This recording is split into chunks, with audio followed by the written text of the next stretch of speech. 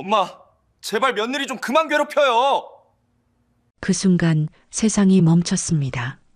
내 아들의 손이 내 뺨을 때렸습니다. 따끔한 게 아니었어요. 뜨겁고 아프고 믿을 수 없었습니다. 35해를 키운 이 아이가 내 얼굴을 때렸다는 게 병원 로비였어요. 사람들이 다 보고 있었습니다. 며느리는 옆에서 눈물만 흘리고 있었고요. 나는 그저 꽃바구니 하나 들고 축하하러 온 것뿐이었는데 어떻게 이렇게 됐을까요? 사연 시작 전 무료로 할 수 있는 구독과 좋아요 눌러주시면 항상 행운이 있으실 겁니다. 어디에서 듣고 계신지도 댓글 남겨주시면 반갑게 인사드릴게요. 35년을 교단에서 아이들을 가르치며 살았습니다. 하지만 제 인생은 교실밖에 있었죠. 남편이 떠난 그날부터 단 하나의 목표만 있었습니다. 이 아이만 잘 키우면 된다고. 그날을 잊을 수가 없어요. 도윤이가 초등학교 1학년이던 해였습니다. 남편 영국이는 그날도 새벽같이 공사장으로 나갔어요. 점심때쯤이었을까요? 학교 교무실로 전화가 왔습니다. 교장 선생님이 수화기를 들더니 제 얼굴을 보셨어요. 그 표정만 봐도 알았습니다. 무슨 일이 생겼구나. 손이 떨렸어요. 수화기를 받았을 때 병원에서 빨리 오라고 했습니다. 공사장 철골이 무너졌다고 했어요. 교실 문을 박차고 뛰어나갔습니다. 아이들이 선생님, 선생님하고 불렀지만 들리지 않았어요. 병원 응급실 앞에 섰을 때 다리가 풀렸습니다. 의사 선생님이 고개를 저으셨어요. 그 순간 하늘이 무너지는 줄 알았습니다. 장례식장에서 사람들이 위로를 건넸어요. 도윤이 엄마, 이제 어쩌려고 그래. 애가 아직 어린데. 다들 걱정했습니다. 하지만 저는 울지 않았어요. 울 시간이 없었거든요. 도윤이가 제 치마를 잡고 있었습니다. 엄마, 아빠 언제 와요? 그 작은 목소리에 심장이 찢어지는 것 같았어요. 나는 이 아이를 지켜야 한다고 다짐했습니다. 남편이 못다 한몫까지 제가 해내야 한다고요. 그날부터 제 인생은 완전히 달라졌습니다. 아침 5시에 일어나 도윤이 도시락을 쌌어요. 학교 가서 아이들 가르치고 퇴근하면 또 도윤이 챙기고 주말엔 과외를 했습니다. 조금이라도 더 벌어야 했거든요. 등록금, 학원비, 책값 하나하나가 다 돈이었어요. 다른 엄마들처럼 새 옷 사주지도 못했습니다. 명절 때 친척 아이들 입던 옷을 물려받았어요. 도윤이는 한 번도 불평하지 않았습니다. 엄마, 괜찮아요. 이거 예뻐요. 그 말 한마디에 눈물이 났어요. 이 아이는 참 착하구나. 이 아이만 잘 되면 나는 아무것도 바라지 않겠다고 속으로 다짐했습니다. 도윤이가 중학교에 들어갔을 때였어요. 담임 선생님이 전화를 주셨습니다. 어머니, 도윤이가 공부를 정말 잘해요. 이대로 가면 좋은 고등학교 갈 수 있겠어요. 그 말을 듣는 순간 가슴이 벅차올랐습니다. 그동안의 고생이 다 보상받는 기분이었어요. 남편 영국이가 살아있었으면 얼마나 좋아했을까요? 집에 돌아와 남편 사진 앞에 앉았습니다. 여보, 우리 도윤이 잘하고 있대요. 당신 닮아서 머리도 좋고 착하기까지 해요. 사진 속 남편은 그저 웃고만 있었어요. 고등학교 3학년 겨울이었습니다. 도윤이가 대학 합격 통지서를 들고 왔어요. 엄마, 나 의대 붙었어요. 그 말에 손에 들고 있던 국자를 떨어뜨렸습니다. 의대라니. 우리 도윤이가 의사가 된다고요? 얼마나 울었는지 몰라요. 도윤이가 제 등을 토닥이며 말했습니다. 엄마, 이제 엄마 고생 끝이에요. 제가 의사 되면 엄마 편하게 해드릴게요. 그 말이 얼마나 고맙던지요. 하지만 한편으론 걱정도 됐어요. 의대 등록금이 얼마나 비싼데. 교장 선생님께 찾아갔습니다. 퇴직금을 미리 받을 수 있냐고 여쭤봤어요. 교장 선생님은 사정을 듣고 고개를 끄덕이셨습니다. 윤 선생, 아들 잘 키웠어요. 그래도 무리하지 말고 학자금 대출도 알아보세요. 고맙다고 인사를 드렸습니다. 하지만 대출은 받고 싶지 않았어요.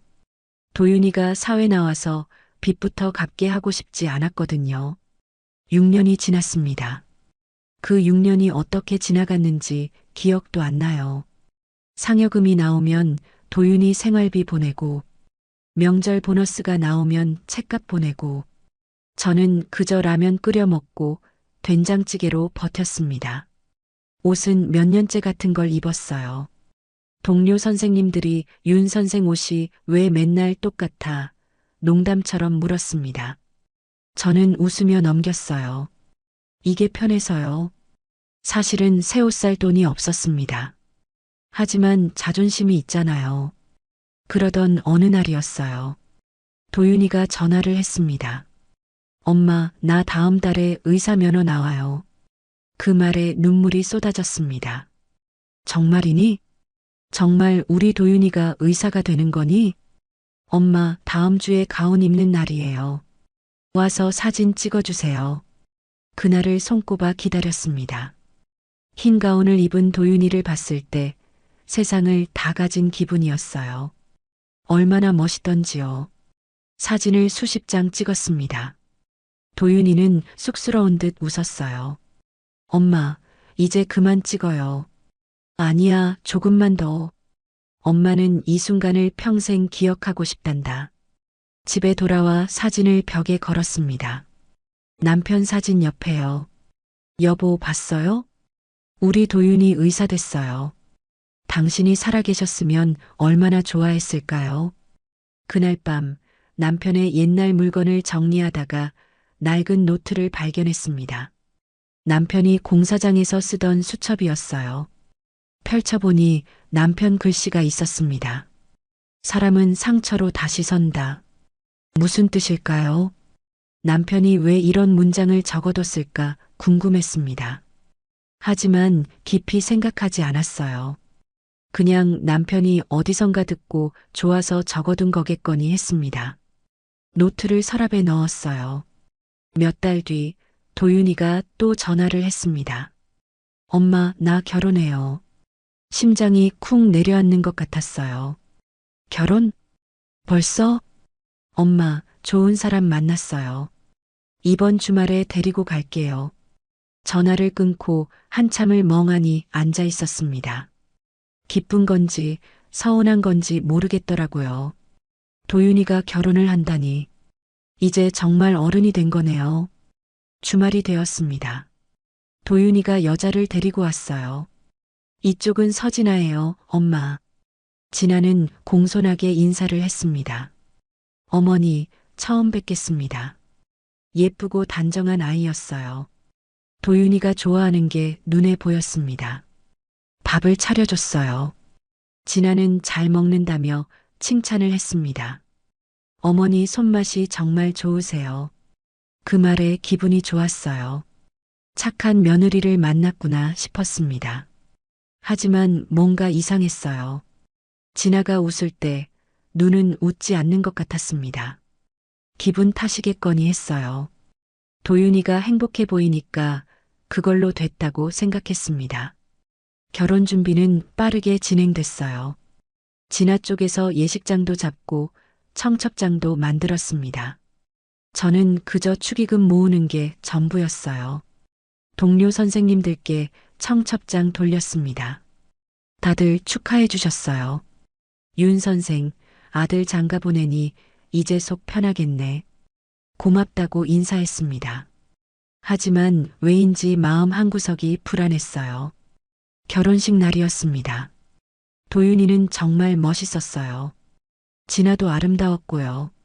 주례 선생님 말씀이 끝나고 두 사람이 절을 했습니다. 그 모습을 보며 눈물이 났어요. 여보, 우리 도윤이 장가 보냈어요. 이제 제 할 일은 다 한 것 같아요. 마음 한편이 뿌듯했습니다.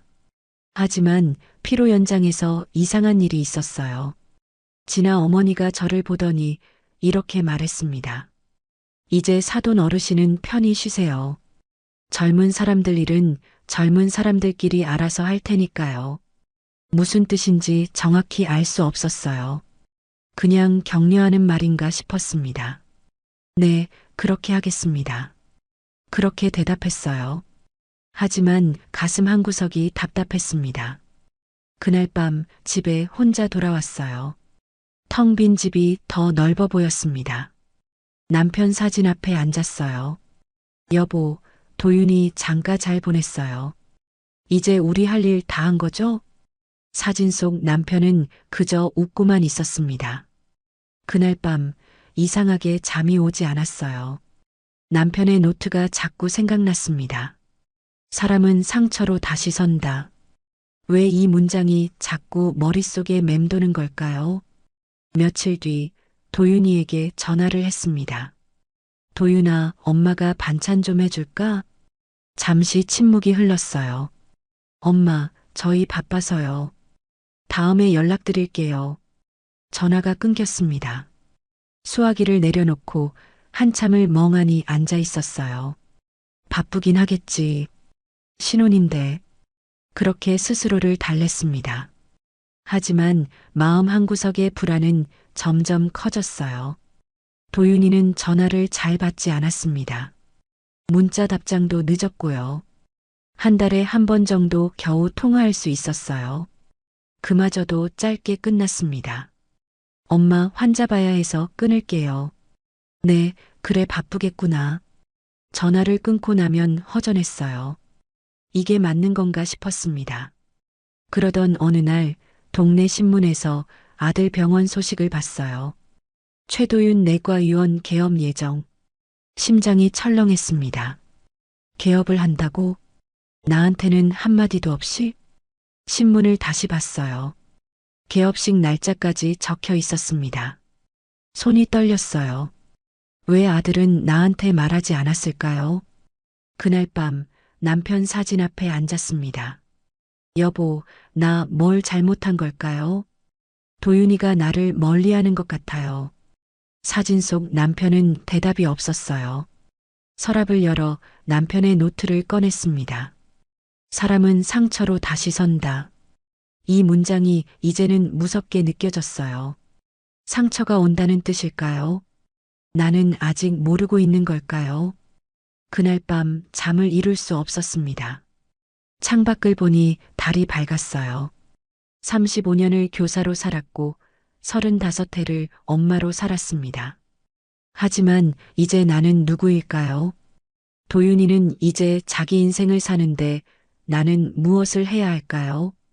그 질문에 답을 찾을 수 없었어요. 다만 한 가지는 확실했습니다. 내일 꽃바구니를 사서 아들 병원에 가봐야겠다고요. 축하해주고 싶었습니다. 설령 초대받지 못했어도 엄마니까요. 어머니라는 이름은 참 이상합니다. 기쁠 때도 슬플 때도 혼자 삼켜야 하거든요. 그날도 그랬어요. 신문을 보고 가슴이 무너졌지만 웃으며 꽃을 샀습니다. 초대받지 못한 개업식이었지만 가야만 했어요. 엄마니까요. 아침 일찍 일어났습니다. 거울을 보니 주름이 늘었더라고요. 언제 이렇게 늙었나 싶었어요. 옷장을 열었습니다. 제일 좋은 옷을 꺼냈어요. 10년 전 도윤이 대학 입학식 때 입었던 옷이었습니다. 약간 낡았지만 그래도 단정해 보였어요. 거울 앞에서 몇 번이나 매만졌습니다. 며느리 앞에서 부끄럽지 않아야 했거든요. 꽃집으로 향했어요. 주인 아주머니가 반갑게 맞아주셨습니다. 윤 선생님, 오랜만이에요. 무슨 일로 오셨어요? 아들이 병원 개업했다고 말했어요. 그랬더니 아주머니가 환하게 웃으셨습니다. 어머, 축하해요. 아들이 의사면 이제 편하시겠네요. 고맙다고 인사했어요. 하지만 속으로는 씁쓸했습니다. 편할 것 같지가 않았거든요. 꽃바구니를 골랐습니다. 제일 화려한 걸로 주세요. 아주머니가 정성껏 만들어 주셨어요. 노란 장미와 백합이 가득 담긴 바구니였습니다. 예쁘죠? 아들이 좋아할 거예요. 그렇게 말하며 꽃바구니를 건네주셨습니다. 값을 치르는데 손이 떨렸어요. 이번 달 생활비의 절반이 넘는 금액이었습니다. 하지만 아깝지 않았어요.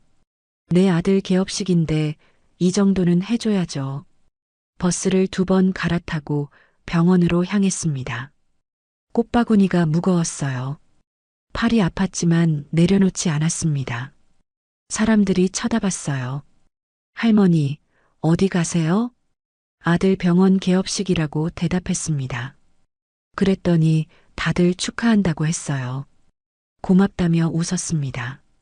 하지만 웃는 게 점점 힘들어졌어요. 가슴 한구석이 무거웠거든요. 병원 앞에 도착했습니다. 최도윤 내과의원. 간판이 새하얗게 빛났어요. 내 아들 이름이 저렇게 크게 걸려 있다니 눈물이 날 것만 같았습니다. 여보, 우리 도윤이 정말 의사가 됐어요. 당신이 살아계셨으면 얼마나 좋아했을까요? 한참을 간판을 올려다봤어요. 로비로 들어갔습니다. 사람들이 많았어요. 축하 화환이 줄지어 놓여 있었습니다. 대학병원장, 의사회, 제약회사, 이름만 들어도 알만한 곳들이었어요. 우리 도윤이가 이런 사람들과 어울리는구나 싶었습니다. 자랑스러웠어요. 하지만 동시에 멀게 느껴졌습니다. 리셉션 데스크 앞에 섰어요. 간호사가 환하게 웃으며 물었습니다. 어떻게 오셨어요? 원장님 어머니라고 말했어요. 그랬더니 간호사 표정이 순간 굳더라고요. 아, 네. 잠시만 기다려주세요. 뭔가 이상했습니다. 왜 그런 표정을 짓는 걸까요? 잠시 후 지나가 나왔어요. 어머니, 왜 오셨어요? 목소리가 차갑게 느껴졌습니다. 도윤이 개업 축하하러 왔다고 말했어요. 꽃바구니를 내밀었습니다. 진아는 꽃바구니를 받지 않았어요. 그냥 서 있기만 했습니다. 어머니, 미리 말씀 좀 해주시지. 갑자기 오시면 곤란해요. 가슴이 철렁했어요. 미안하다고 말했습니다. 신문 보고 알았다고, 축하해주고 싶었다고. 진아는 한숨을 쉬었어요. 신문이요? 우리가 알려드렸어야 하는데. 말은 그렇게 했지만 표정은 달랐습니다. 전혀 미안해 보이지 않았어요. 오히려 귀찮다는 듯한 얼굴이었습니다. 도윤이는 어디 있냐고 물었어요. 진아가 고개를 돌렸습니다. 안에서 손님들 맞이하고 계세요. 바쁘시니까 나중에 인사하시죠. 나중에요? 오늘 개업식인데 나중에라니요? 제 목소리가 떨렸습니다. 진아는 눈썹을 찌푸렸어요. 어머니, 목소리 좀 낮춰주세요. 여기 환자분들 계세요. 주변을 봤습니다. 사람들이 우리를 쳐다보고 있었어요. 얼굴이 화끈거렸습니다. 죄송하다고 작게 말했어요. 진아는 팔짱을 꼈습니다. 어머니, 요즘은 어머니 세대처럼 살지 않아요. 갑자기 찾아오고 이런 거 요즘엔 안 해요. 그 말에 머리가 멍해졌습니다. 어머니 세대처럼? 나는 뭘 잘못한 걸까요? 아들 축하해주러 온 게 잘못인가요? 진아가 꽃바구니를 가리켰어요. 그리고 저건 어디 두라고 가져오셨어요? 여기 화환 보이시죠? 다 격식에 맞춰 보낸 거예요. 손으로 들고 오는 건 좀 그렇잖아요. 눈물이 핑 돌았습니다. 격식이요? 나는 격식이 없는 사람인가요? 입술을 깨물었어요. 그때 도윤이가 나왔습니다. 엄마. 도윤이 얼굴에도 당황한 기색이 역력했어요. 왜 왔어요? 왜 왔냐니. 내가 왜 왔겠어요. 축하해 주러 왔죠. 도윤이는 고개를 돌렸습니다. 미리 말하지 그랬어요. 지금 손님들 많아서 바빠요. 손님들이 중요한가요? 엄마가 중요한가요? 그렇게 묻고 싶었어요. 하지만 참았습니다. 도윤이 곤란해할까봐 알았다고 말했어요. 그럼 나중에 올게. 도윤이는 고개도 끄덕이지 않았습니다. 그냥 안으로 들어가 버렸어요. 진아가 말했습니다. 어머니, 꽃은 제가 받을게요. 그리고 다음부턴 미리 연락 주세요. 손을 내밀었어요.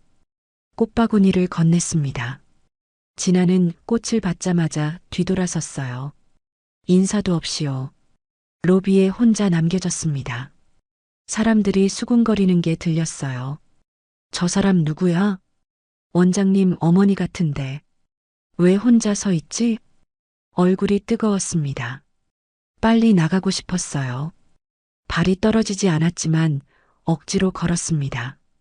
병원 밖으로 나왔어요. 찬바람이 뺨을 스쳤습니다. 눈물이 흘러내렸어요. 왜 우는지 모르겠더라고요. 슬픈 건지, 화가 나는 건지, 아니면 그냥 허무한 건지. 손등으로 눈물을 닦았습니다. 버스 정류장으로 걸어갔어요. 다리에 힘이 없었습니다. 벤치에 앉았어요. 가슴이 답답했습니다. 어머니 세대처럼 살지 않는다고요? 그럼 나는 어떻게 살아야 하나요?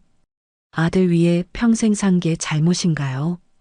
집으로 돌아오는 길이 너무 멀게 느껴졌어요.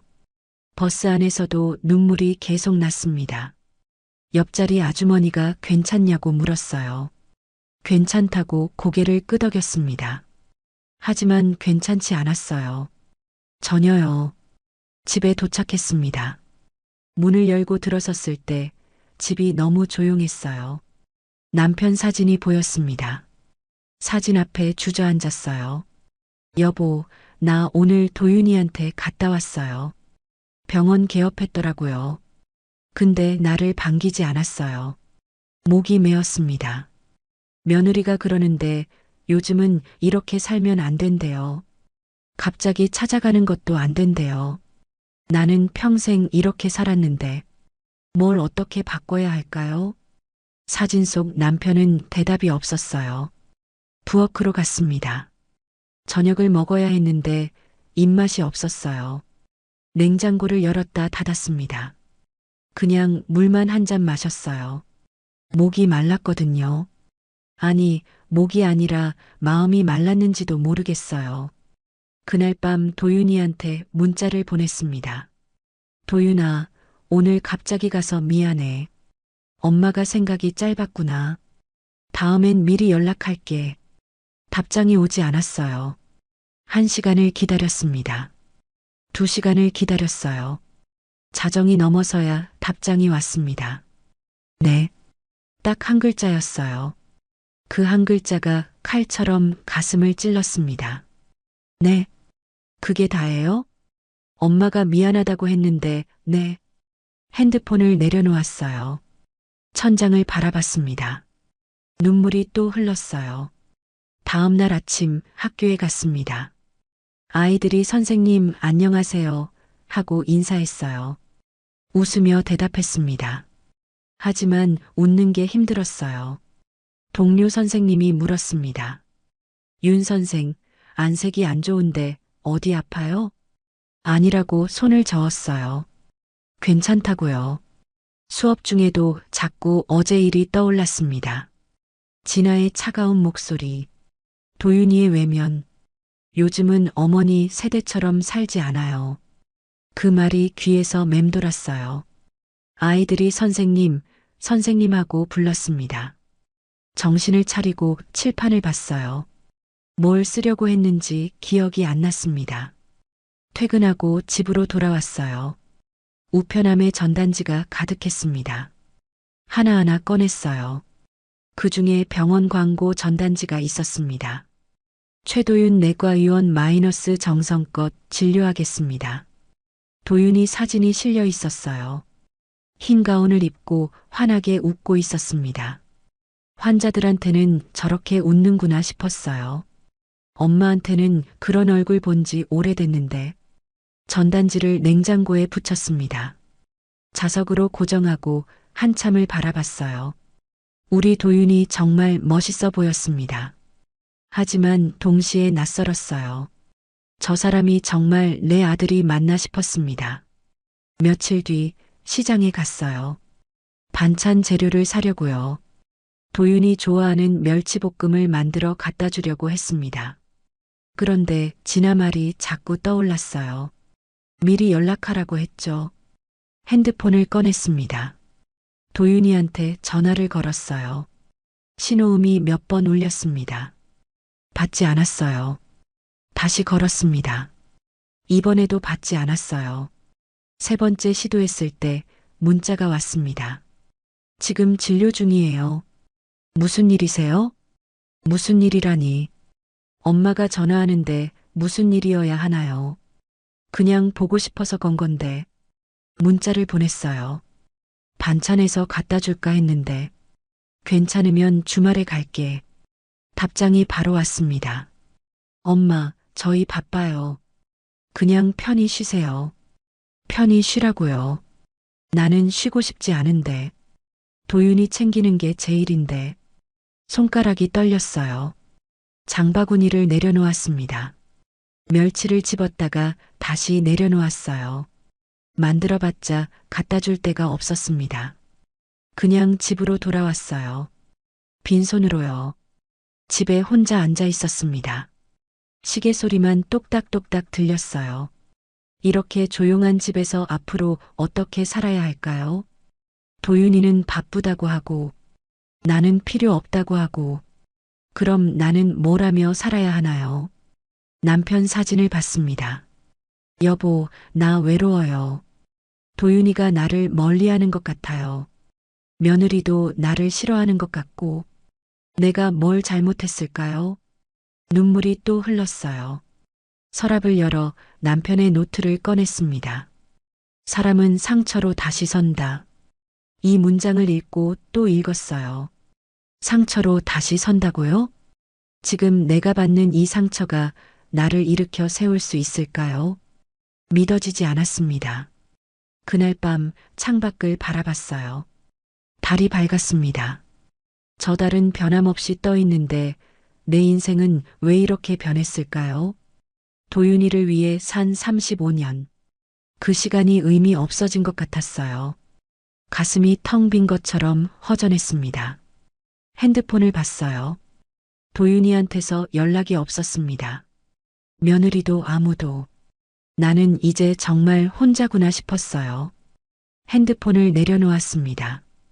그날 밤 꿈을 꿨어요. 도윤이가 어렸을 때로 돌아가는 꿈이었습니다.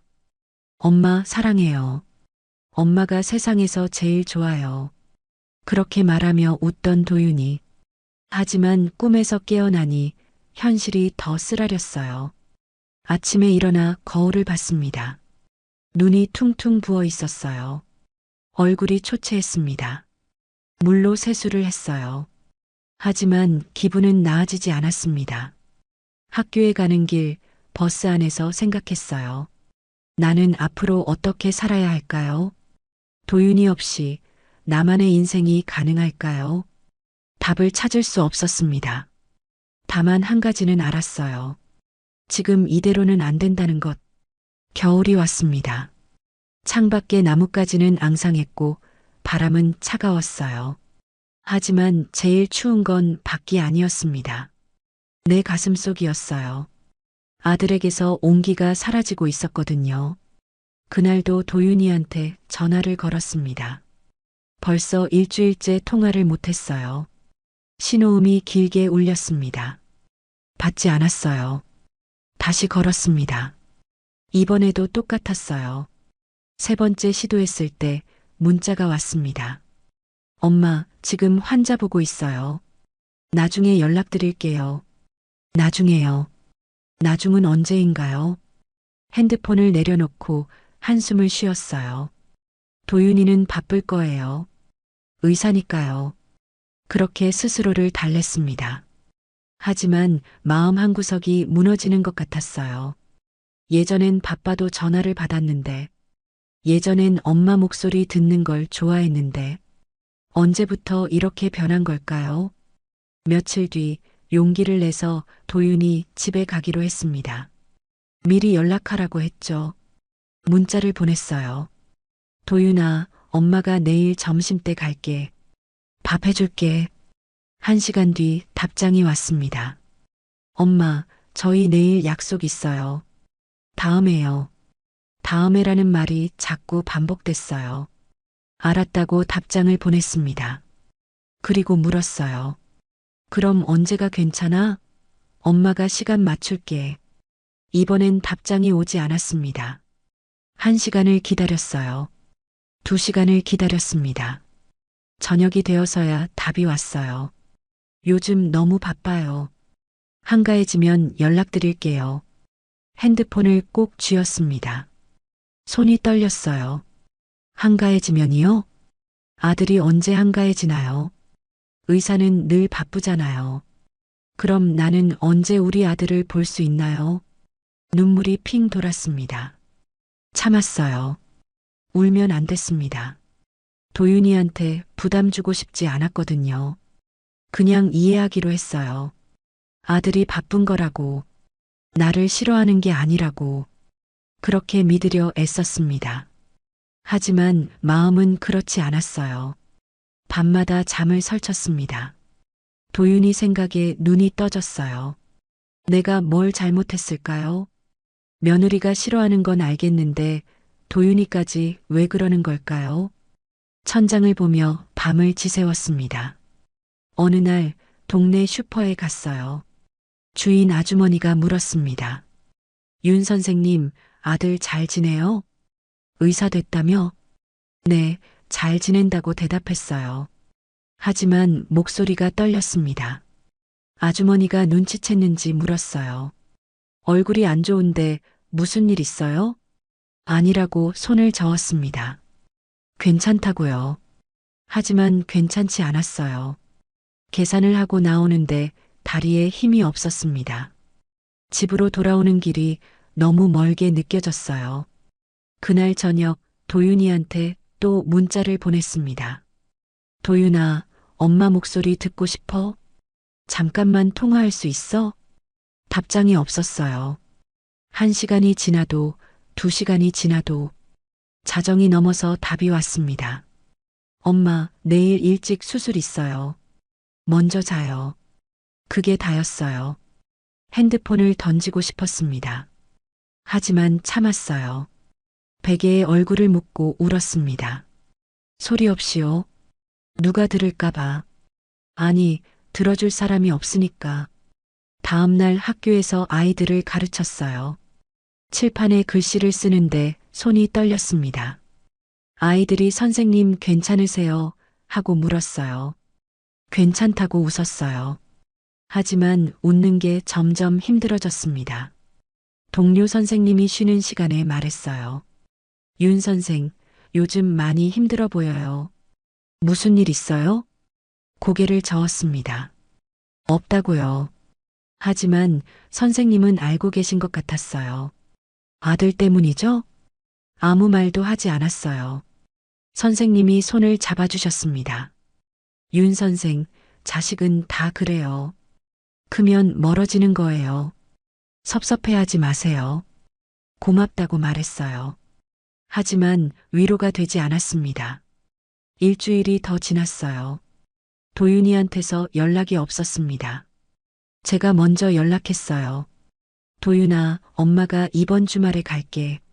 청소라도 해주고 올게. 답장이 왔습니다. 엄마, 청소는 저희가 할게요. 오지 마세요. 오지 말라고요? 가슴이 철렁 내려앉았습니다. 예전엔 엄마가 오는 걸 좋아했는데, 엄마가 해준 밥이 제일 맛있다고 했는데, 이제는 오지 말라고 하네요.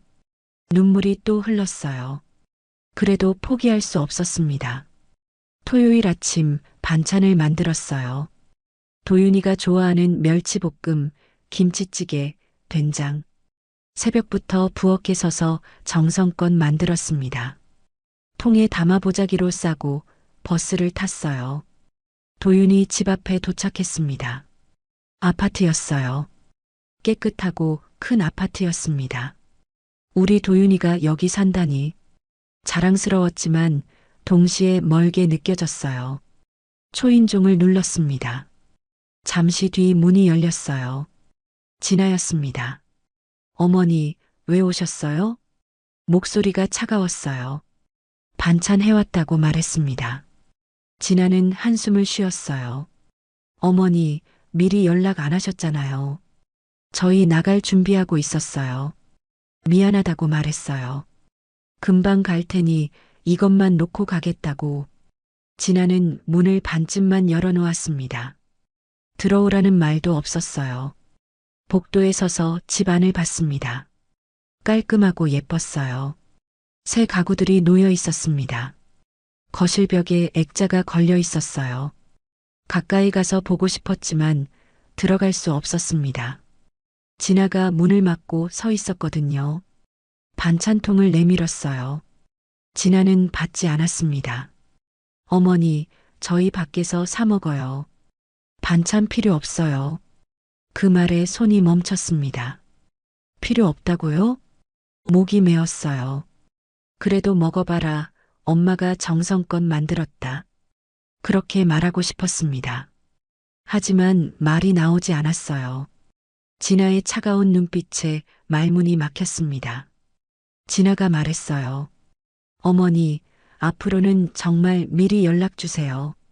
너무 자주 오시면 저희도 곤란해요. 너무 자주라고요? 한 달에 한 번도 못 왔는데 그게 자주인가요? 입술을 깨물었어요.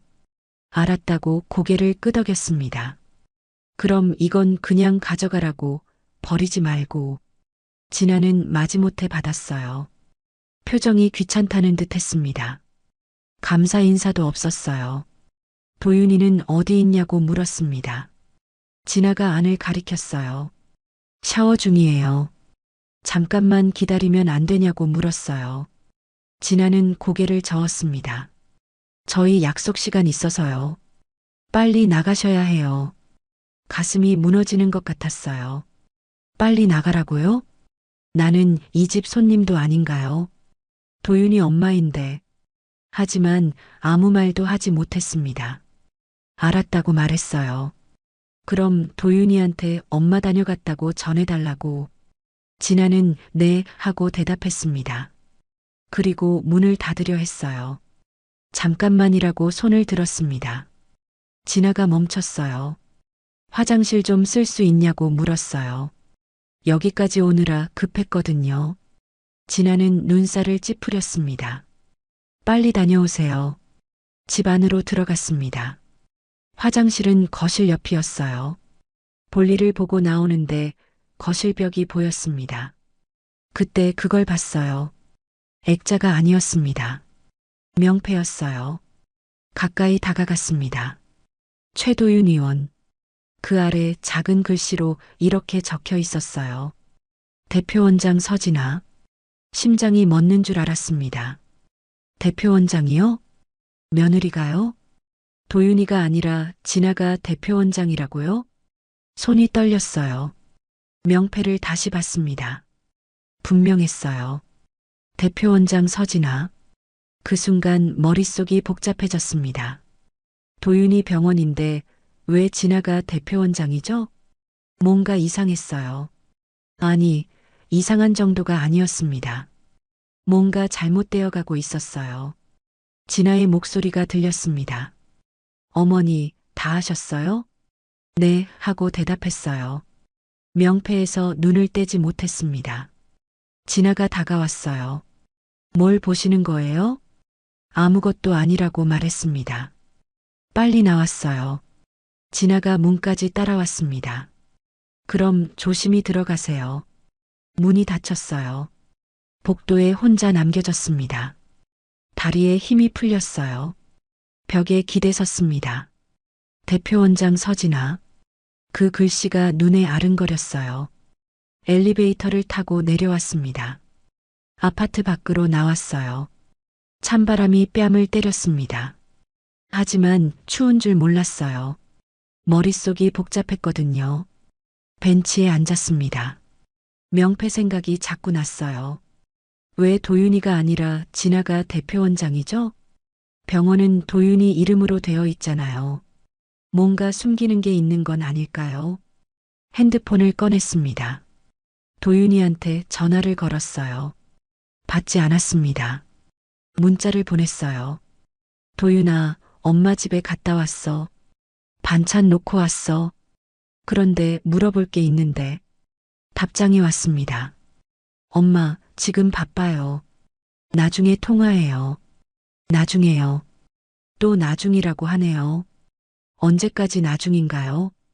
도윤아, 엄마는 내가 궁금한데. 내 병원 일도 궁금하고 내 생활도 궁금해. 왜 엄마를 밀어내는 거니? 집으로 돌아오는 길이었어요. 버스 안에서 창밖을 봤습니다. 사람들이 웃으며 걷고 있었어요. 행복해 보였습니다. 나만 불행한 것 같았어요. 집에 도착했습니다. 문을 열고 들어섰어요. 텅 빈 집이었습니다. 남편 사진이 보였어요. 사진 앞에 주저앉았습니다. 여보, 오늘 도윤이 집에 다녀왔어요. 하지만 도윤이는 못 봤어요. 며느리가 들어오지도 못하게 했어요. 그런데 이상한 걸 봤어요. 명패에 며느리 이름이 대표원장으로 되어 있더라고요. 무슨 뜻일까요? 남편은 대답이 없었어요. 서랍을 열어 노트를 꺼냈습니다. 사람은 상처로 다시 선다. 이 문장이 이제는 무섭게 느껴졌어요. 상처가 오고 있는 걸까요? 아직 나는 모르고 있는 걸까요? 그날 밤 잠을 이룰 수 없었습니다. 명패 생각이 자꾸 났어요. 대표원장 서진아. 왜 도윤이가 아니죠? 병원은 도윤이 이름인데 뭔가 숨기는 게 분명했어요. 새벽이 되어서야 잠이 들었습니다. 꿈을 꿨어요. 도윤이가 나를 밀어내는 꿈이었습니다. 엄마, 이제 그만 오세요. 제 인생에서 나가주세요. 그렇게 말하며 문을 닫는 꿈이었어요. 악몽에서 깨어났습니다. 온몸이 땀으로 젖어 있었어요. 가슴이 두근거렸습니다. 꿈이었지만 너무 생생했어요. 창밖을 봤습니다. 해가 떠오르고 있었어요. 새로운 하루가 시작됐습니다. 하지만 기대되지 않았어요. 오늘도 도윤이한테서 연락이 없을 거예요. 오늘도 나는 혼자일 거예요. 부엌으로 갔습니다. 커피를 끓였어요. 혼자 마시는 커피는 쓰기만 했습니다. 설탕을 넣어도 달지 않았어요. 그날 아침 학교에 갔어요. 아이들이 인사를 했습니다. 웃으며 대답했어요. 하지만 웃는 게 점점 힘들어졌습니다. 언제까지 이렇게 버틸 수 있을까요? 수업을 마치고 교무실에 앉아 있었어요. 핸드폰을 봤습니다. 도윤이한테서 연락이 없었어요. 문자를 보낼까 말까 고민했습니다. 하지만 보내지 않았어요. 어차피 답이 없을 테니까요. 퇴근 시간이 됐습니다. 집으로 돌아가는 길이었어요. 발걸음이 무겁게 느껴졌습니다. 집에 가봤자 혼자인데, 누가 기다려주는 것도 아닌데, 왜 이렇게 외로울까요? 그날 저녁, 혼자 저녁을 먹었어요. 밥이 목으로 넘어가지 않았습니다. 억지로 삼켰어요. 설거지를 하며 생각했습니다. 도윤이는 지금 뭐 하고 있을까요? 진아와 저녁을 먹고 있을까요? 나는 생각이나 하고 있을까요? 눈물이 흘렀어요. 그날 밤 남편 사진 앞에 앉았습니다. 여보, 나 힘들어요. 도윤이가 나를 멀리해요. 며느리는 나를 싫어하고, 병원에는 뭔가 이상한 일이 있는 것 같고, 나는 어떻게 해야 할까요? 사진 속 남편은 웃고만 있었어요. 노트를 꺼냈습니다. 사람은 상처로 다시 선다. 이 문장을 읽고 또 읽었어요. 하지만 아직 무슨 뜻인지 모르겠었습니다. 창밖을 봤어요. 달이 떠 있었습니다. 저 달은 언제나 같은 자리에 있는데 나는 왜 이렇게 흔들리는 걸까요? 도윤이를 위해 산 35년. 그 시간이 의미 없어지고 있었어요. 핸드폰을 봤습니다. 도윤이한테서 연락이 없었어요. 내일도 모레도 아마 없겠죠. 나는 이제 정말 혼자구나 싶었습니다. 그날 밤 잠들기 전에 생각했어요. 뭔가 잘못되어 가고 있다. 명패의 그 이름, 며느리의 차가운 태도, 아들의 외면, 모든 게 이상했어요. 하지만 아직은 확신할 수 없었습니다. 눈을 감았어요. 하지만 잠이 오지 않았습니다. 불안한 마음이 가슴을 짓눌렀어요. 이게 끝이 아니라는 걸 어렴풋이 알고 있었습니다. 그날 아침 거울을 보니 낯선 사람이 서 있었습니다. 주름진 얼굴, 힘없는 눈빛. 하지만 오늘만은 당당해야 했어요. 아들의 개업식이었으니까요.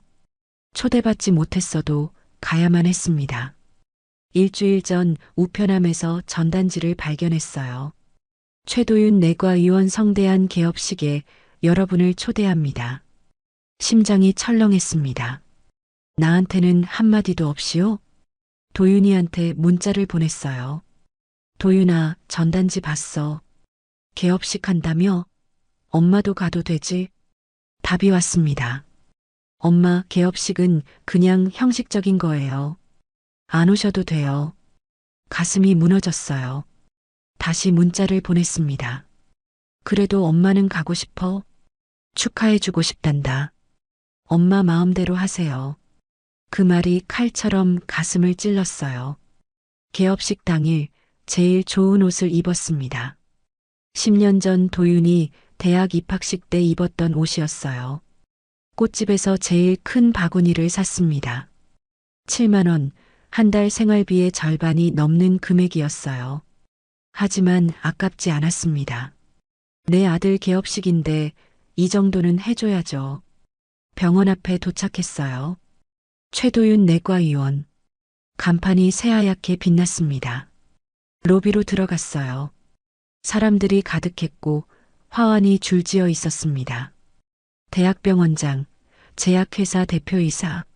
나는 그 사이에서 초라해 보였어요. 낡은 옷, 손에 든 꽃바구니. 하지만 참았습니다. 도윤이를 찾았어요. 흰 가운을 입고 사람들과 악수하고 있었습니다. 옆에는 진아가 예쁜 드레스를 입고 서 있었어요. 도윤아, 불렀습니다. 도윤이가 돌아봤어요. 표정이 굳었습니다. 엄마, 왜 왔냐는 표정이었어요. 진아가 다가왔습니다. 어머니, 왜 오셨어요? 목소리가 차가웠어요. 미리 말씀 좀 해주시지. 갑자기 오시면 곤란해요. 미안하다고 말했어요. 진아는 한숨을 쉬었습니다. 어머니, 목소리 좀 낮춰주세요. 여기 환자분들 계세요. 사람들이 우리를 쳐다보고 있었어요. 얼굴이 화끈거렸습니다. 진아가 제 팔을 잡았어요. 어머니, 잠깐 저쪽으로 가시죠. 밀었습니다. 밀리는 힘에 비틀거렸어요. 손님들한테 방해되잖아요. 나는 방해해요? 내 아들 개업식에 온 엄마가. 도윤이가 다가왔습니다. 엄마, 제발 좀. 제발 좀이요? 뭘 제발 좀 하라는 거예요? 도윤이 눈빛이 차가웠어요. 지금 여기서 이러지 마세요. 진아가 또 내 팔을 잡았습니다. 어머니, 일단 밖으로 나가시죠. 이번엔 힘이 셌어요. 균형을 잃었습니다. 꽃바구니가 손에서 떨어졌어요. 바닥에 넘어지며 손을 짚었는데 팔에 통증이 왔습니다. 아야. 사람들이 놀라서 쳐다봤어요. 도윤이가 부축했습니다. 괜찮아요? 괜찮을 리가 없잖아요. 며느리가 나를 밀었는데. 진아가 말했어요. 죄송해요, 어머니. 일부러 그런 건 아니었어요.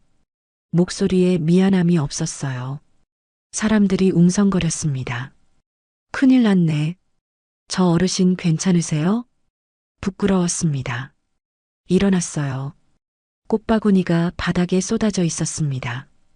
7만 원짜리 꽃이 다 망가졌어요. 도윤이가 말했습니다. 엄마, 병원 가봐야겠어요. 손목 빈 것 같아요. 병원이요? 여기가 병원 아닌가요? 아들이 의사 아닌가요? 진아가 택시비를 꺼냈어요. 이거 가지고 병원 가세요. 모욕감이 밀려왔습니다. 돈이요? 내가 돈이 필요해서 여기 온 줄 알아요? 하지만 받을 수밖에 없었어요. 로비를 나왔습니다. 사람들의 수군거림이 들렸어요. 저 사람 원장님 어머니래. 망신당했네. 불쌍하다. 눈물이 멈추지 않았습니다. 병원에서 엑스레이를 찍었어요. 다행히 골절은 아니고 염좌예요. 일주일 정도 붕대 감고 계세요. 하얀 붕대가 손목을 감쌌습니다. 집으로 돌아왔어요. 남편 사진 앞에 주저앉았습니다. 여보, 나 오늘 도윤이 개업식 갔다 왔어요. 하지만 환영받지 못했어요. 며느리가 나를 밀었어요. 넘어져서 손목 다쳤어요. 목이 메었습니다. 그때 핸드폰이 울렸어요. 도윤이었습니다. 엄마, 병원 갔다 왔어요? 네, 손목 삐끗했대요. 일주일 붕대 감고 있으래요. 침묵이 흘렀습니다. 엄마, 미안해요. 오늘 일은 미안하면 됐니? 엄마가 넘어졌는데 병원에 데려가지도 않고 돈만 줬잖아. 도윤이 목소리가 차가워졌어요.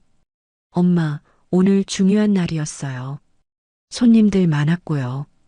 엄마가 갑자기 오셔서 곤란했어요. 갑자기요? 나는 엄마예요. 초대받아야 가는 남인가요? 도윤이가 한숨을 쉬었어요. 엄마, 이제 그만 좀 하세요. 제발 그만 좀. 뭘 그만하라는 거예요? 제발 제 인생에 간섭하지 마세요. 저 이제 다 컸어요. 엄마 없이도 잘 살 수 있어요. 심장이 멎는 줄 알았습니다. 전화가 끊겼어요. 거울을 봤습니다. 눈이 퉁퉁 부어 있었어요. 붕대 감긴 손목. 이게 나인가요? 35년을 아들 위해 산 사람이 이제는 필요 없는 사람이 됐나요? 서랍을 열었어요. 남편의 노트를 꺼냈습니다. 사람은 상처로 다시 선다. 상처로 다시 선다고요? 지금 나는 상처투성이에요. 손목도 다쳤고 마음도 다쳤어요. 노트를 가슴에 안았어요. 여보, 당신이 무슨 뜻으로 이 글을 적었는지 알 것 같아요. 상처는 아파요. 너무 아파서 견딜 수가 없어요. 하지만 이 상처가 나를 바꿀 수도 있겠죠. 그날 밤 잠들기 전에 결심했습니다. 더 이상 이렇게 살 수는 없다고. 도윤이가 나를 필요 없다고 하면 나도 내 길을 찾아야 한다고. 변해야 한다는 것. 엄마로만 살았던 내가 이제는 윤정이로 살아야 한다는 것. 붕대 감긴 손목을 봤습니다. 이 상처가 아물면 나도 달라질 수 있을까요? 창밖을 봤어요. 달이 떠 있었습니다. 저 달은 언제나 같은 자리에 있지만 나는 이제 달라져야 했습니다. 눈을 감았어요. 하지만 잠이 오지 않았습니다. 오늘의 모욕과 상처가 가슴을 짓눌렀어요. 이게 끝이 아니라는 것. 더 큰 상처가 기다리고 있다는 것. 그날 밤 나는 알지 못했습니다. 진짜 배신은 아직 시작도 하지 않았다는 것을. 하지만 어렴풋이 느꼈어요. 뭔가 큰일이 다가오고 있다는 것을. 서랍 속 낡은 봉투 하나가 제 인생을 바꿨습니다. 그냥 지나칠 수도 있었던 서류였어요. 하지만 그 안에 담긴 진실은 제가 알던 모든 것을 무너뜨렸습니다. 믿음이라는 건 참 약한 거더라고요. 종이 한 장에 무너질 수 있으니까요. 손목 부상 후 일주일이 지났습니다. 붕대는 풀었지만 마음의 상처는 아물지 않았어요. 학교에서 돌아오면 텅 빈 집이 저를 맞았습니다. 도윤이한테서는 연락이 없었어요. 손목 괜찮냐는 말도, 미안하다는 말도. 그날도 혼자 저녁을 먹었습니다. 밥이 목으로 넘어가지 않았어요. 설거지를 하다가 문득 생각했습니다. 집 정리를 해야겠다고. 이사를 가려는 건 아니었어요. 그냥 뭔가 정리하고 싶었습니다. 서랍을 열었어요. 오래된 서류들이 가득했습니다. 남편이 남긴 것들, 도윤이 학교 다닐 때 받은 상장들. 하나하나 꺼내봤어요. 추억이 새록새록 떠올랐습니다. 제일 아래 서랍을 열었어요. 먼지가 쌓여 있었습니다. 언제 열어봤는지 기억도 안 났어요. 손을 넣어 서류 뭉치를 꺼냈습니다. 낡은 봉투들이었어요. 하나씩 확인했습니다. 전기요금 고지서, 수도요금 고지서, 다 오래된 것들이었어요. 버려야겠다고 생각하며 넘겼습니다. 그때 눈에 띈 봉투가 있었어요. 등기소라고 적혀 있었습니다. 언제 온 거지? 기억이 나지 않았어요. 봉투를 열었습니다. 서류가 나왔어요. 등기부등본이었습니다. 우리 집 등기부등본이요. 왜 이게 여기 있지? 언제 발급받았더라? 서류를 펼쳤습니다. 처음엔 이해가 안 됐어요. 글자들이 눈에 들어오지 않았습니다. 다시 천천히 봤어요. 소유자 란을 봤습니다. 심장이 멎는 줄 알았어요. 소유자 최도윤. 내 이름이 없었습니다. 윤정이가 아니라 최도윤이라고 적혀 있었어요. 손이 떨렸습니다. 서류를 다시 봤어요. 분명했습니다. 집 주인이 도윤이로 되어 있었어요. 언제요? 언제 이렇게 된 거죠? 날짜를 확인했습니다. 6개월 전이었어요. 6개월 전에 명의가 바뀌었다고요? 나는 모르고 있었습니다. 어떻게 이런 일이 가능하죠? 머리가 어지러웠어요. 서류를 내려놓고 심호흡을 했습니다. 진정하라고, 뭔가 착오가 있을 거라고 그렇게 생각했어요. 하지만 서류는 거짓말하지 않았습니다. 분명히 적혀 있었어요. 소유자 최도윤. 서랍을 다시 뒤졌습니다. 다른 서류가 있을 거예요. 집 매매 계약서, 뭔가가 있을 거라고. 손이 떨리며 서류들을 꺼냈어요. 오래된 봉투를 발견했습니다. 열어봤어요. 안에 서류가 있었습니다. 부동산 명의 이전 동의서. 가슴이 철렁했어요. 내 도장이 찍혀 있었습니다. 분명히 내 도장이었어요. 서명란에도 내 이름이 적혀 있었습니다. 윤정이. 내 필체였어요. 언제요? 언제 이런 서류에 도장을 찍었죠?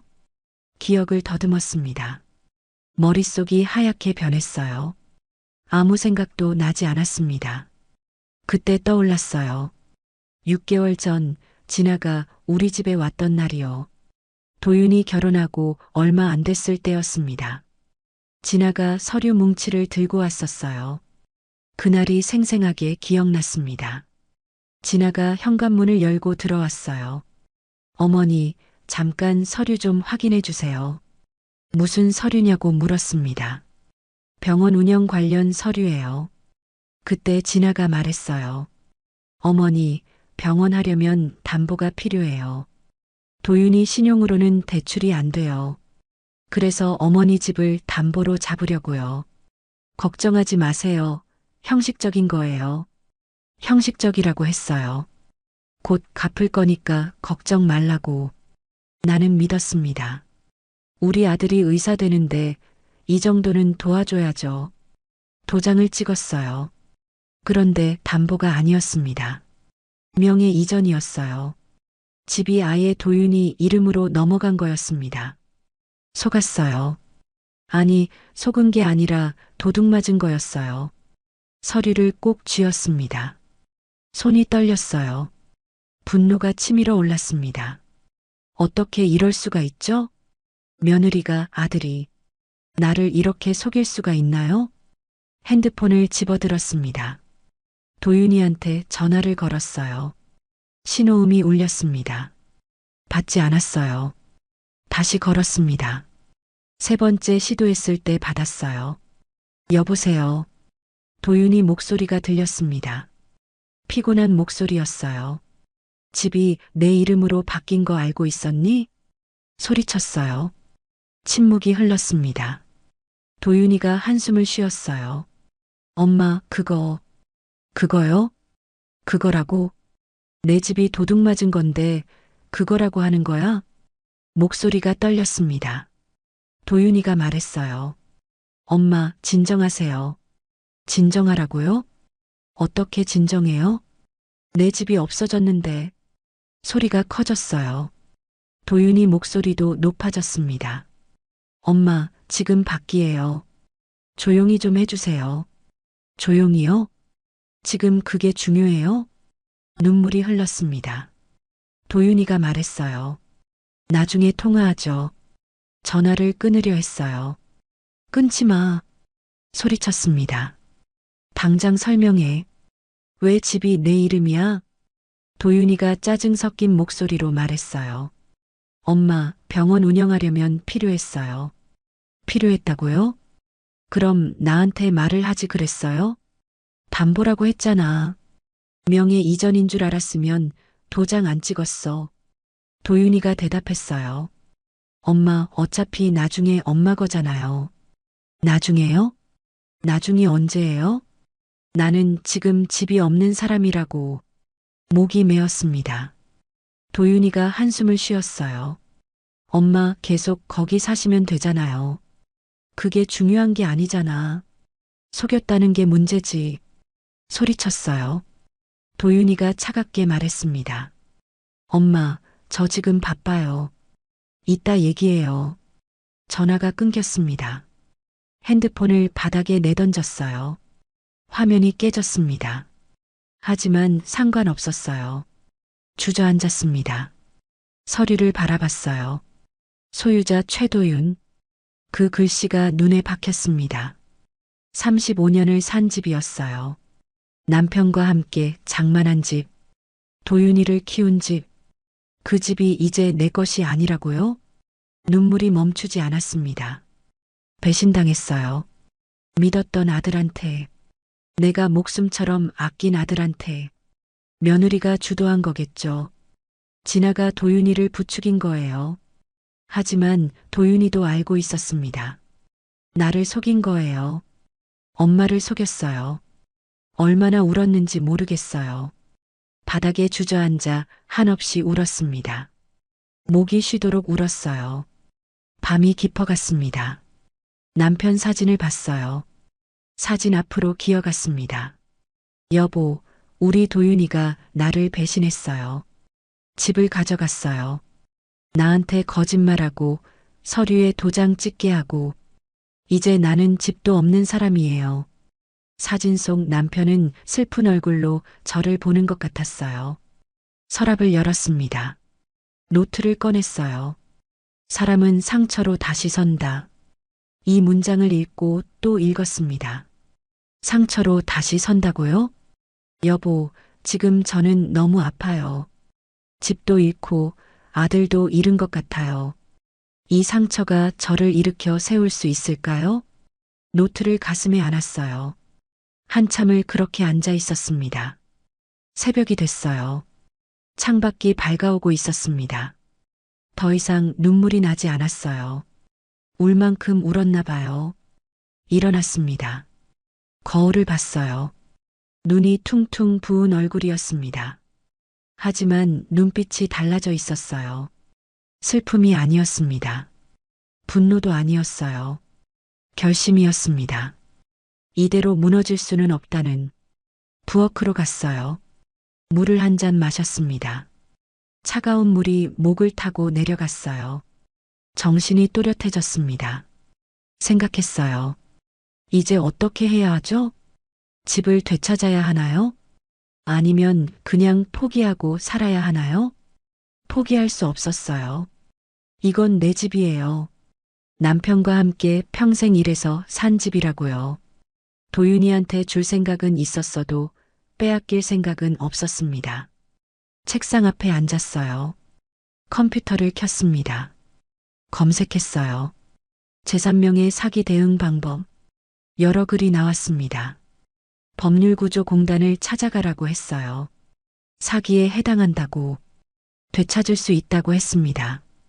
희망이 보였어요. 되찾을 수 있다고요? 정말로요? 글을 계속 읽었습니다. 속임수로 서류에 도장을 찍게 한 경우 사기죄가 성립한다고 했어요. 법원에 소송을 제기할 수 있다고, 명의를 되돌릴 수 있다고 했습니다. 메모했어요. 법률구조공단 주소와 전화번호를. 월요일에 가야겠다고 생각했습니다. 오늘은 토요일이니까 이틀만 기다리면 돼요. 핸드폰을 봤습니다. 화면이 깨져 있었어요. 하지만 작동은 됐습니다. 도윤이한테서 연락이 없었어요. 문자를 보냈습니다. 도윤아, 엄마는 법률구조공단에 갈 거야. 집을 되찾을 거야. 보내고 나니 속이 시원했어요. 답장이 왔습니다. 엄마, 제발 그러지 마세요. 창피하게.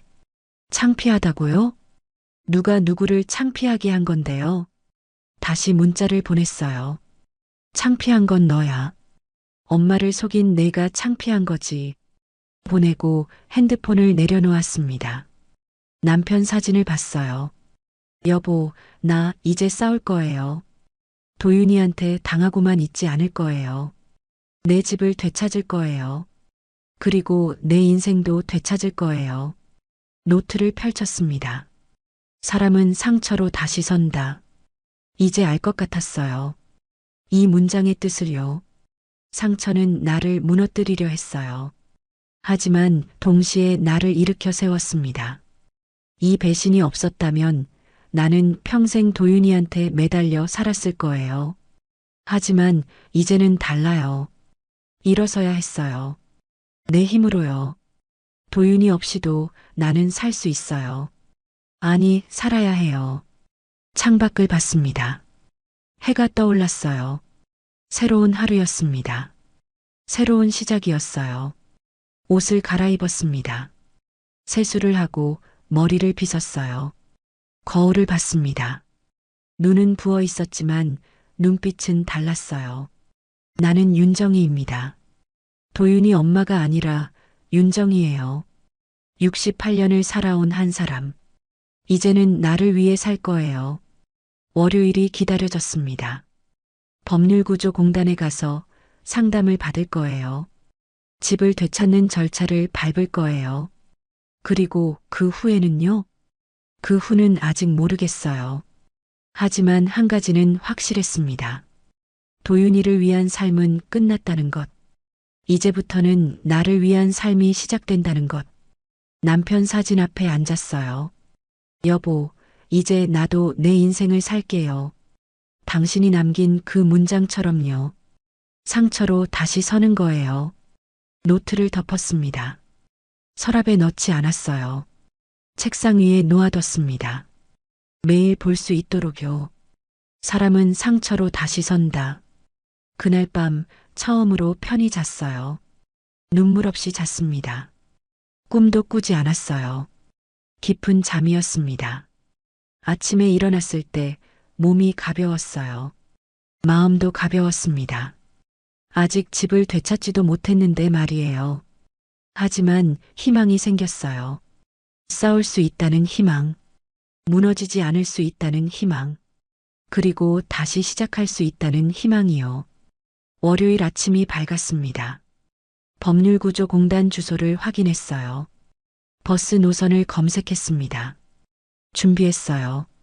출발하기 전 거울을 봤습니다. 윤정이 할 수 있어. 스스로에게 말했어요. 당당하게 가. 내 권리를 찾으러 가는 거야. 현관문을 열고 나섰습니다. 뒤돌아보지 않았어요. 앞만 보고 걸었습니다. 새로운 시작을 향해서요. 이제 나도 내 인생을 살겠습니다. 법률구조공단 상담사 앞에서 그렇게 말했어요. 떨리지 않았습니다. 두렵지도 않았어요. 오히려 시원했습니다. 35년 만에 처음으로 나를 위해 선택하는 순간이었으니까요. 법률구조공단은 생각보다 찾기 쉬웠어요. 시청 건너편에 있었습니다. 건물 앞에 섰을 때 잠시 망설여졌어요. 정말 들어가야 하나? 아들을 고소하는 건가? 하지만 고개를 저었습니다. 아니에요. 고소가 아니라 내 권리를 찾는 거예요. 도둑 맞은 걸 되찾는 거라고요. 심호흡을 하고 안으로 들어갔습니다. 안내 데스크에서 물었어요. 재산 사기 상담 받으러 왔다고. 직원이 친절하게 안내해 주셨습니다.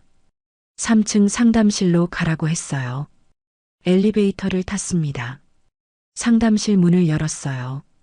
젊은 변호사님이 계셨습니다. 어떻게 오셨어요? 물으셨어요. 앉아서 천천히 말했습니다. 아들이 제 집을 가져갔다고, 담보라고 속여서 명예 이전을 했다고. 변호사님은 고개를 끄덕이며 들었어요. 등기부등본을 보여드렸습니다. 명예 이전 동의서도 꺼냈어요. 변호사님이 서류를 꼼꼼히 봤습니다. 한참을 보더니 고개를 들었어요. 이건 명백한 사기예요. 되찾을 수 있습니다. 그 말에 가슴이 뛰었어요. 정말요? 정말 되찾을 수 있어요? 목소리가 떨렸습니다. 변호사님이 웃으며 말했어요. 네, 충분히 가능합니다. 조정 신청부터 시작하죠. 조정이요? 소송이 아니라요? 변호사님이 설명해 주셨어요. 먼저 조정으로 해결을 시도한다고. 합의가 안 되면 그때 소송을 한다고요. 얼마나 걸려요? 물었습니다. 빠르면 2달, 길면 6개월 정도요. 아들분이 합의하면 더 빨라질 수도 있고요. 고개를 끄덕였어요. 서류를 작성했습니다. 손이 떨렸지만 또박또박 썼어요. 신청인 윤정희, 피신청인 최도윤. 내 아들 이름을 쓰는 게 참 서글펐습니다. 변호사님이 말했어요. 어머님, 힘내세요. 잘못한 건 아들분이에요. 어머님은 당당하셔야 해요. 그 말이 위로가 됐습니다. 공단을 나왔어요. 하늘이 맑았습니다. 구름 한 점 없이 파랬어요. 오랜만에 하늘이 예쁘게 보였습니다. 집으로 돌아왔어요. 현관문을 열고 들어서는데 핸드폰이 울렸습니다. 도윤이었어요. 받았습니다. 여보세요. 도윤이 목소리가 차갑게 들렸어요. 엄마, 정말 법률구조공단 갔다 왔어요? 네, 갔다 왔다고 대답했어요. 조정 신청했어? 침묵이 흘렀습니다. 도윤이가 한숨을 쉬었어요. 엄마, 왜 이러세요? 우리 가족인데. 가족이라고요? 가족이 이렇게 해요? 엄마를 속이는 게 가족이에요? 목소리가 떨렸습니다. 도윤이가 짜증 섞인 목소리로 말했어요. 엄마, 어차피 나중에 제 거잖아요. 나중이 아니라 지금이 문제라고. 지금 내가 집 주인이어야 하는 거라고. 소리쳤어요. 도윤이가 전화를 끊었습니다. 핸드폰을 내려놓았어요. 분했습니다. 하지만 동시에 후련했어요. 이제 돌아갈 수 없었어요. 며칠 뒤 법원에서 연락이 왔습니다. 조정 기일이 잡혔다고. 한 달 뒤였어요. 그날까지 기다려야 했습니다. 그 한 달이 참 길게 느껴졌어요. 학교에 가고 집에 돌아오고 반복되는 일상이었습니다. 하지만 마음은 달랐어요. 희망이 있었어요. 끝이 보였습니다. 조금만 견디면 집을 되찾을 수 있어요. 그 생각으로 버텼습니다. 조정 기일이 왔어요. 법원에 갔습니다. 도윤이와 진아가 와 있었어요. 눈이 마주쳤습니다. 도윤이는 눈을 피했어요. 진아는 차갑게 쳐다봤습니다. 조정실로 들어갔어요. 조정위원이 양쪽 이야기를 들었습니다. 저는 말했어요. 담보라고 했는데 명예 이전이었다고. 속았다고요. 도윤이는 변명했습니다. 나중에 드릴 생각이었다고. 조정위원이 물었어요. 그럼 지금 돌려드릴 의향이 있으세요? 도윤이가 머뭇거렸습니다. 진아가 대신 대답했어요. 병원 담보대출이 있어서 당장은 어렵습니다. 조정위원이 한숨을 쉬었어요. 그럼 합의가 어렵겠네요. 소송으로 가야 할 것 같습니다. 그렇게 조정은 결렬됐어요. 법원을 나왔습니다. 도윤이가 뒤따라왔어요. 엄마, 잠깐만요. 돌아봤습니다. 엄마, 제발 소송은 취하해 주세요. 제 명예에 금이 가요. 명예요? 웃음이 나왔어요. 내 명예가 중요해? 엄마 인생은 안 중요하고? 도윤이는 대답하지 못했어요. 그냥 돌아섰습니다. 소송을 진행했어요. 변호사님이 도와주셨습니다. 석 달이 걸렸어요. 그리고 판결이 나왔습니다. 원고 승소. 집이 다시 제 명의로 돌아왔어요. 판결문을 받아들고 눈물이 났습니다. 해냈어요. 되찾았어요. 법원을 나오는데 다리에 힘이 풀렸어요. 벤치에 앉았습니다. 판결문을 가슴에 안았어요. 여보, 해냈어요. 우리 집 지켰어요. 하지만 기쁨도 잠시였습니다. 집으로 돌아왔을 때 텅 빈 집이 저를 맞았어요. 집은 되찾았지만 아들은 잃었습니다. 쓸쓸했어요. 그날 밤 생각했습니다. 이 집을 어떻게 할까요? 여기서 계속 살까요? 아니면 팔까요? 문득 떠오른 게 있었어요. 옛날 제자 중에 장학회를 운영하는 아이가 있었습니다.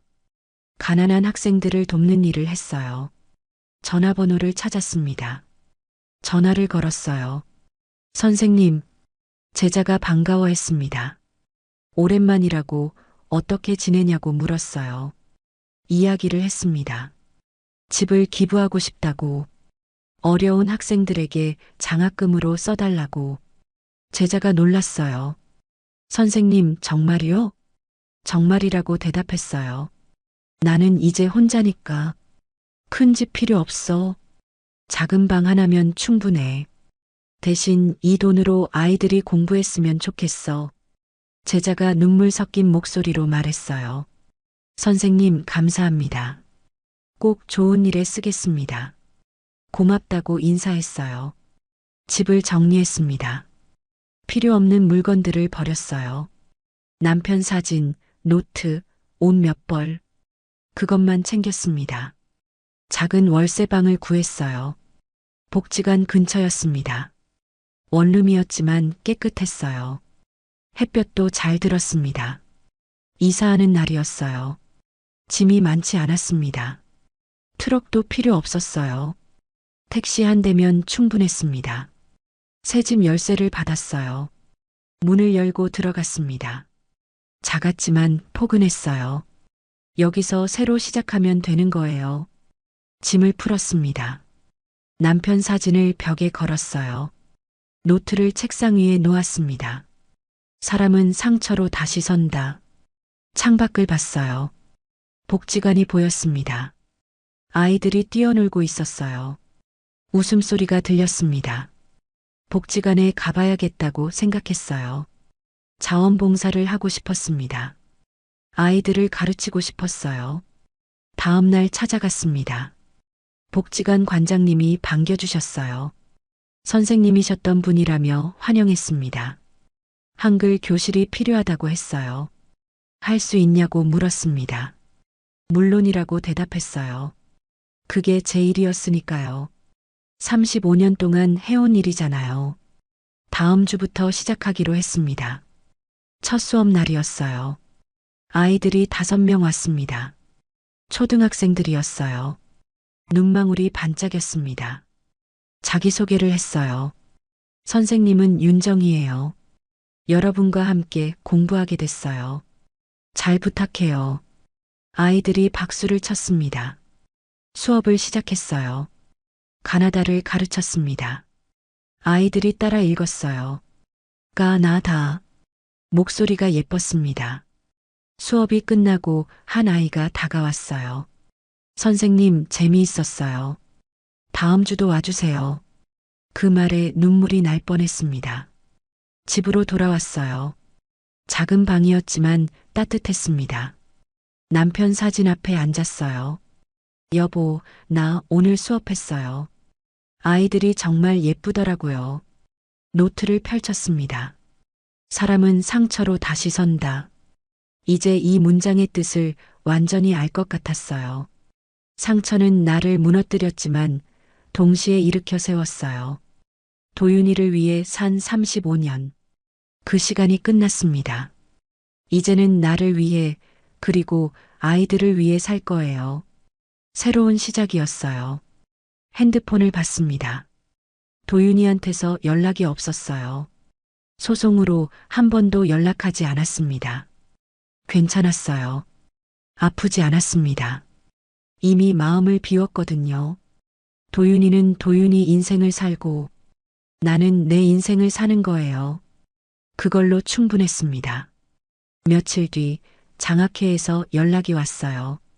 집 매각이 완료됐다고, 장학금이 조성됐다고 했습니다. 푸른 등불 장학회 마이너스 윤정의 장학금. 내 이름으로 장학금이 만들어졌어요. 매년 10명의 학생을 도울 수 있다고 했습니다. 가슴이 벅찼어요. 집은 없어졌지만 더 큰 의미를 찾았습니다. 내가 산 집이 이제 아이들의 꿈이 되는 거예요. 그 생각에 기뻤어요. 복지관 수업은 계속됐습니다. 아이들이 늘어났어요. 10명이 됐습니다. 웃음소리가 가득했어요. 어느 날 한 아이가 물었어요. 선생님, 왜 저희를 가르쳐 주세요? 돈도 안 받으면서요. 웃으며 대답했습니다. 선생님도 옛날에 누군가한테 도움을 받았거든. 이제 선생님이 도와줄 차례야. 아이가 고개를 끄덕였어요. 저도 커서 남 도와줄 거예요. 그 말에 눈물이 났어요. 이 아이들이 자라서 또 다른 아이들을 도울 거예요. 그렇게 선한 영향력은 계속되는 거예요. 집으로 돌아오는 길이었어요. 석양이 아름다웠습니다. 하늘이 붉게 물들었어요. 발걸음이 가벼웠습니다. 작은 방으로 들어갔어요. 창문을 열었습니다. 바람이 들어왔어요. 상쾌했습니다. 남편 사진을 봤어요. 여보, 나 행복해요. 집은 없지만 마음은 가득 차 있어요. 아이들이 있고 할 일이 있고 의미가 있어요. 노트를 펼쳤습니다. 사람은 상처로 다시 선다. 펜을 꺼냈어요. 그 아래 한 줄을 적었습니다. 그리고 다시 선 사람은 더 단단해진다. 내가 쓴 문장이었어요. 남편이 남긴 문장의 완성이었습니다. 그날 밤 편히 잤어요. 꿈을 꿨습니다. 아이들이 웃으며 달려오는 꿈이었어요. 선생님, 선생님. 악몽이 아니었습니다. 좋은 꿈이었어요. 행복한 꿈이었습니다. 아침에 일어났을 때 웃고 있었어요. 오랜만에 기분 좋게 깨어났습니다. 창밖을 봤어요. 날씨가 좋았어요. 복지관으로 갈 준비를 했습니다. 오늘도 아이들이 기다리고 있을 거예요. 가방을 챙겼어요. 현관문을 열었습니다. 밖으로 나갔어요. 계단을 내려가며 생각했습니다. 나는 윤정희입니다. 누군가의 엄마가 아니라 나 자신이에요. 68년을 살았지만 지금이 제일 나다워요. 복지관으로 걸어갔습니다. 아이들 웃음소리가 들렸어요. 발걸음이 빨라졌습니다. 새로운 삶이 시작됐습니다. 상처로 무너졌지만 상처로 다시 섰어요. 그리고 지금 더 단단해진 나로 살아가고 있습니다. 용서와 이해는 다른 것이더라고요. 용서는 마음으로 하는 거지만 이해는 머리로 하는 거예요. 나는 도윤이를 용서하지 않았습니다. 하지만 이해하게 됐어요. 그리고 나도 내 인생을 살아야 한다는 걸요. 복지관에서의 삶은 평온했습니다. 아이들을 가르치고 집에 돌아와 책을 읽고 저녁엔 산책을 했어요. 단순했지만 행복했습니다. 석 달이 지났어요. 계절이 바뀌었습니다. 봄이 왔어요. 복지관 앞 벚나무에 꽃이 피었습니다. 아이들이 꽃잎을 주우며 웃었어요. 그날도 평범한 하루였습니다. 수업을 마치고 아이들을 배웅했어요. 안녕히 가세요. 내일 또 만나요. 아이들이 손을 흔들며 갔습니다. 복지관 문을 나서는데 누군가 서 있었어요. 고개를 들었습니다. 심장이 멎는 줄 알았어요. 도윤이었습니다. 얼마나 변했는지 몰라요. 수척했습니다. 뺨이 푹 꺼져 있었어요. 눈 밑에 다크서클이 짙었습니다. 정장도 구겨져 있었어요. 엄마, 도윤이가 불렀습니다. 목소리가 떨리고 있었어요. 나는 아무 대답도 하지 않았습니다. 그냥 서서 바라봤어요. 잠깐 시간 있으세요? 도윤이가 물었어요. 할 말이 있어서요. 주변을 봤습니다. 사람들이 지나다니고 있었어요. 여기서 하라고 말했습니다. 도윤이가 당황한 표정을 지었어요. 여기서요? 네, 여기서요. 더 이상 갈 곳이 없어요. 도윤이가 입술을 깨물었습니다. 그러더니 천천히 말하기 시작했어요. 엄마, 병원이 망했어요. 담보대출을 못 갚아서. 알고 있었습니다. 동네 신문에서 봤어요. 기사가 작게 실려 있었습니다. 하지만 모른 척 했어요. 그래서요? 물었습니다. 도윤이가 눈물을 글썽였어요. 진아가 이혼 소송 걸었어요. 재산 분할 청구하고요. 이제 남은 게 아무것도 없어요. 그 말을 듣고도 가슴이 아프지 않았어요. 예전 같았으면 울었을 거예요. 우리 아들 어쩌나 하면서요. 하지만 지금은 달랐습니다. 그건 내가 선택한 거잖아. 담담히 말했어요. 도윤이가 고개를 떨구었습니다. 알아요. 다 제 잘못이에요. 진아를 믿은 것도, 엄마를 속인 것도 다 제가 잘못했어요. 목소리가 떨렸습니다. 나는 아무 말도 하지 않았어요. 도윤이가 한 걸음 다가왔어요. 엄마, 미안해요. 정말 미안해요. 그때 제가 정신이 없었어요. 욕심이 앞섰어요. 욕심이요? 물었습니다. 성공하고 싶었어요. 큰 병원 원장이 되고 싶었고, 돈도 많이 벌고 싶었어요. 그러다 보니 엄마를 잊었어요. 잊은 게 아니라 버린 거죠. 말했어요. 도윤이가 고개를 저었습니다. 아니에요, 엄마. 그런 게 아니라. 그럼 뭐예요? 목소리를 높였습니다. 나를 밀어내고 집을 빼앗고. 그게 뭐예요? 도윤이는 대답하지 못했어요. 주저앉았습니다. 도윤이가 그 자리에 무릎을 꿇었어요. 사람들이 쳐다봤습니다. 복지관 앞이었거든요. 엄마, 용서해 주세요. 제가 잘못했어요. 다시 시작하고 싶어요. 엄마 도움이 필요해요. 눈물을 흘리고 있었습니다. 도움이요? 웃음이 나왔어요. 이제 와서 도움을 달라고요? 병원 잘 될 때는 나 필요 없다고 하더니.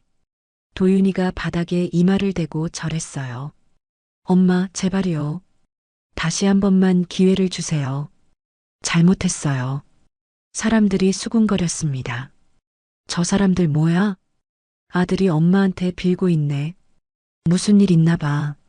일어나라고 말했어요. 사람들 보잖아.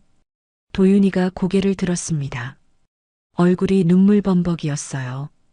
예전 같았으면 가슴이 찢어졌을 거예요. 우리 아들 울고 있는데 달려가서 안아줬을 거예요. 하지만 지금은 아니었습니다. 도윤아, 불렀어요. 도윤이가 나를 올려다봤습니다. 네, 엄마. 너는 의사지? 물었습니다. 도윤이가 고개를 끄덕였어요. 네. 환자를 고치는 게 의사 일이지? 네, 맞아요. 나도 마찬가지야. 천천히 말했어요. 의사가 환자를 고치듯 나도 내 삶을 고쳤단다. 도윤이가 멍한 표정으로 나를 봤어요. 무슨 뜻이에요? 심호흡을 했습니다. 너한테 상처받고 무너졌어. 집도 잃고 자존심도 잃었지. 하지만 다시 일어섰단다. 나 혼자 힘으로. 이제는 행복해. 작은 방에서 살지만 마음은 가득 차 있어. 아이들을 가르치고 의미 있는 일을 하고. 내가 없어도 난 괜찮아. 도윤이 얼굴이 일그러졌어요. 엄마. 목소리가 떨렸습니다. 고개를 저었어요. 도윤아, 나는 내 엄마야. 그건 변하지 않아. 하지만 이제 내 인생을 책임질 수는 없어. 넌 어른이잖아. 내 선택은 내가 책임져야 해. 병원 망한 것도, 이혼하게 된 것도 다 다 내가 선택한 거야. 엄마한테 기대지 마. 도윤이가 오열했습니다. 엄마, 저 정말 잘못했어요. 다시는 그러지 않을게요. 제발 한 번만 도와주세요. 고개를 저었어요. 안 돼. 단호하게 말했습니다. 도윤이가 놀란 듯 나를 봤어요. 엄마가 도와주면 넌 배우지 못해. 똑같은 실수를 반복할 거야. 이번에는 내가 스스로 일어서야 해. 엄마 없이 눈물이 났습니다. 하지만 참았어요. 울면 안 됐어요. 지금 무너지면 안 됐습니다. 엄마, 도윤이가 손을 뻗었어요. 한 걸음 뒤로 물러섰습니다. 미안해, 도윤아. 엄마도 이제 엄마 인생을 살아야 해. 내가 내 인생 사는 것처럼. 우린 각자의 길을 가는 거야. 도윤이가 바닥에 주저앉았어요. 어깨가 들썩였습니다. 한참을 그렇게 울었어요. 나는 그냥 서서 바라봤습니다. 시간이 흘렀어요. 도윤이가 천천히 일어났습니다. 얼굴을 손등으로 닦았어요. 알겠어요, 엄마. 목소리가 쉬어 있었습니다. 제가 잘못했어요. 엄마 말씀이 맞아요. 고개를 끄덕였어요. 잘 살아라, 도윤아. 엄마 없이도 잘 살 수 있을 거야. 넌 똑똑한 아이니까. 도윤이가 눈물을 흘렸습니다. 엄마 사랑해요. 그 말에 가슴이 저렸어요. 하지만 표정을 바꾸지 않았습니다. 나도 사랑한다. 그래서 놓아주는 거야. 이제 내 힘으로 살아봐. 도윤이가 고개를 숙였어요. 돌아섰습니다. 발걸음을 옮겼어요. 도윤이가 뒤에서 불렀습니다. 엄마, 멈추지 않았습니다. 계속 걸었어요. 뒤돌아보면 안 됐습니다. 뒤돌아보면 무너질 것 같았어요. 복지관을 지나 집으로 향했습니다. 눈물이 흘렀어요. 참았던 눈물이 쏟아졌습니다. 집에 도착했어요. 문을 열고 들어가 주저앉았습니다. 울었어요. 한참을 울었습니다. 슬퍼서요? 아니었어요. 후련해서였습니다. 드디어 놓아줬어요. 도윤이를 놓아줬습니다. 35년 동안 붙들고 있던 그 아이를 이제 내 짐이 아니었어요. 눈물을 닦았습니다. 남편 사진을 봤어요. 여보, 나 해냈어요. 아들을 보내줬어요. 힘들었지만 잘한 것 같아요. 도윤이도 이제 배울 거예요. 스스로 일어서는 법을요. 노트를 펼쳤습니다. 그 아래 또 한 줄을 적었어요. 펜을 내려놓았습니다. 창밖을 봤어요. 벚꽃이 바람에 흩날리고 있었습니다. 꽃잎이 눈처럼 떨어졌어요. 아름다웠습니다. 핸드폰이 울렸어요. 복지관 관장님이었습니다. 내일 새로운 학생이 온다고 했어요. 8살 남자아이라고요. 알겠다고 대답했어요. 잘 가르치겠다고. 전화를 끊었습니다. 내일을 생각했어요. 또 새로운 아이를 만나는 거예요. 그 아이에게 한글을 가르쳐주고, 꿈을 심어주고, 도윤이는 내가 못 채워준 것들이 있었어요. 욕심도 부렸고, 사랑도 과했고, 하지만 이 아이들한테는 다를 거예요. 적당한 거리에서 적당한 사랑으로 건강하게 도와줄 거예요. 집착하지 않고요. 저녁을 먹었습니다. 혼자였지만 외롭지 않았어요. 내일 만날 아이들 생각에 설렜습니다. 설거지를 하고 샤워를 했어요. 거울을 봤습니다. 주름이 늘었지만 표정은 밝았어요. 침대에 누웠습니다. 천장을 바라봤어요. 오늘 일이 떠올랐습니다.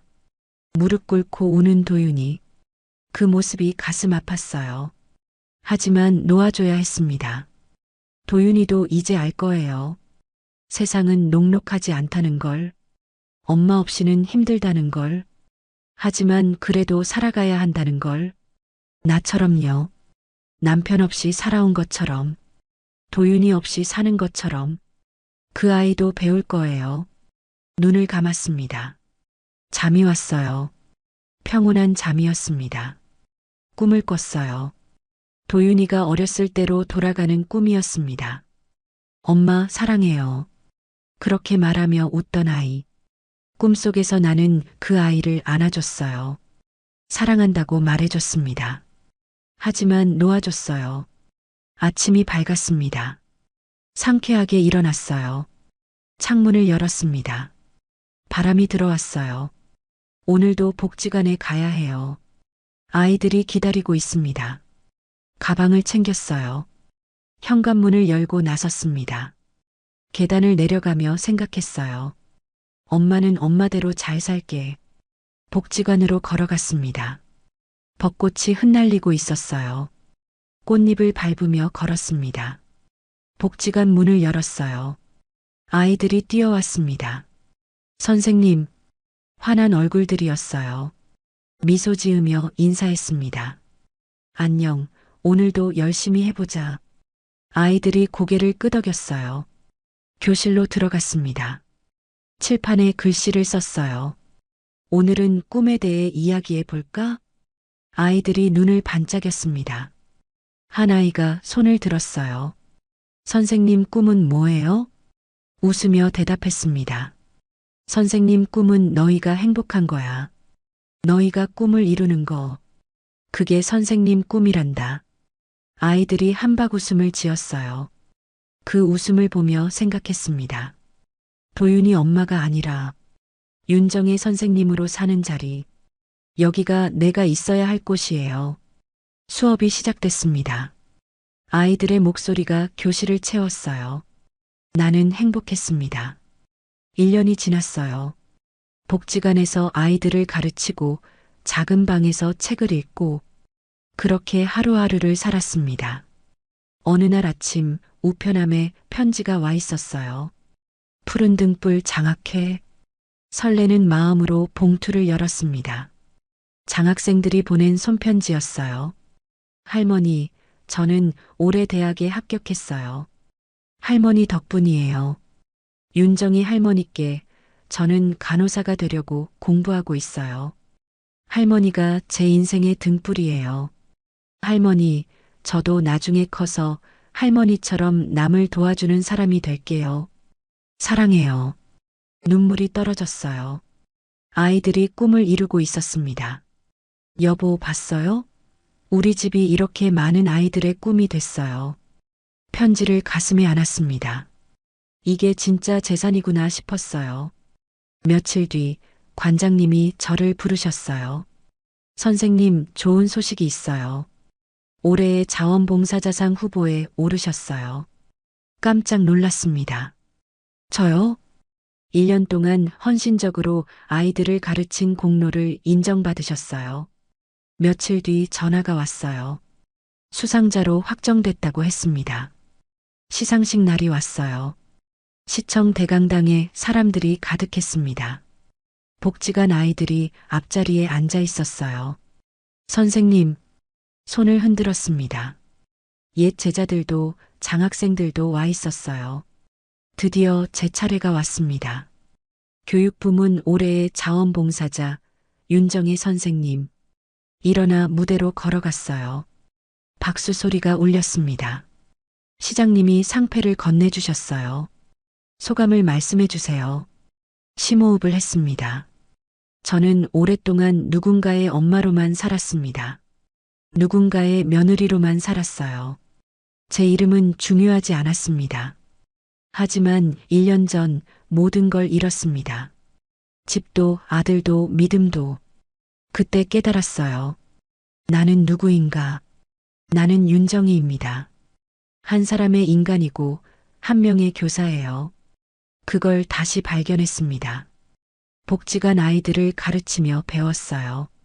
주는 것이 받는 것보다 행복하다는 걸. 이름 석자로 사는 것이 얼마나 자유로운지. 이 상은 제게 큰 의미입니다. 윤정이라는 이름으로 받는 첫 번째 상이거든요. 누군가의 엄마가 아니라 윤정이로서요. 목이 메었습니다. 상처로 무너질 뻔했지만 다시 일어섰습니다. 그리고 배웠어요. 사람은 상처로 다시 선다는 것을. 감사합니다. 박수가 터져 나왔어요. 아이들이 환호했습니다.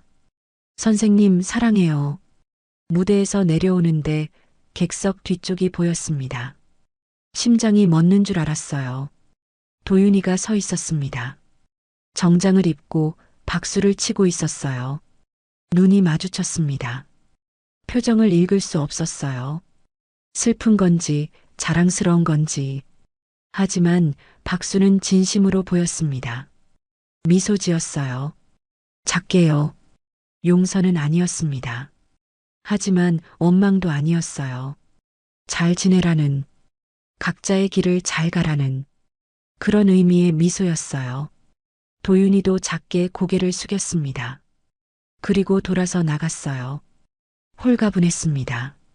시상식이 끝났어요. 복지관 아이들이 달려왔습니다. 선생님 축하해요. 꽃다발을 건네줬어요. 우리가 모아서 샀어요. 눈물이 났습니다. 장학생들도 다가왔어요. 할머니, 정말 멋있으세요. 저도 할머니처럼 살고 싶어요. 옛 제자가 말했습니다. 선생님, 선생님이 제 인생의 등불이었어요. 지금도 그래요. 손을 꼭 잡아줬습니다. 시상식장을 나왔어요. 노을이 아름다웠습니다. 상패를 무릎에 올려놓고 봤어요. 올해의 자원봉사자 윤정희. 제 이름이 새겨져 있었습니다. 핸드폰을 꺼냈어요. 도윤이한테서 문자가 와 있었습니다. 엄마, 축하해요. 정말 자랑스러웠어요. 잠시 생각하다가 답장을 보냈습니다. 고마워. 너도 잘 지내라. 짧은 문자였어요. 하지만 그걸로 충분했습니다. 집으로 돌아왔습니다. 상패를 책상 위에 놓았어요. 남편 사진 옆이었습니다. 여보, 나 상 받았어요. 윤정이라는 이름으로요. 노트를 펼쳤어요. 사람은 상처로 다시 선다. 그리고 다시 선 사람은 더 단단해진다. 때로는 놓아주는 것도 사랑이다. 그 아래 마지막 문장을 적었습니다. 그리고 내 이름으로 사는 것, 그것이 진정한 자유다. 아침이 밝았습니다. 거울을 봤어요. 주름이 늘었지만 눈빛은 밝았습니다. 68세의 윤정이. 더 이상 누군가의 엄마가 아니었어요. 그냥 윤정이었습니다. 복지관으로 걸어갔어요. 햇살이 따사로웠습니다. 복지관 문을 열었습니다. 아이들이 뛰어왔어요. 선생님, 환한 얼굴들이었습니다. 안녕, 오늘도 재미있게 공부해보자. 교실로 들어갔습니다. 칠판에 글씨를 썼어요. 꿈 오늘은 꿈에 대해 이야기해볼까? 한 아이가 손을 들었어요. 선생님 꿈은 뭐예요? 웃으며 대답했습니다. 선생님 꿈은 너희가 행복한 거야. 너희가 꿈을 이루는 거. 그게 선생님 꿈이란다. 아이들이 한박웃음을 지었어요. 이게 내 자리구나.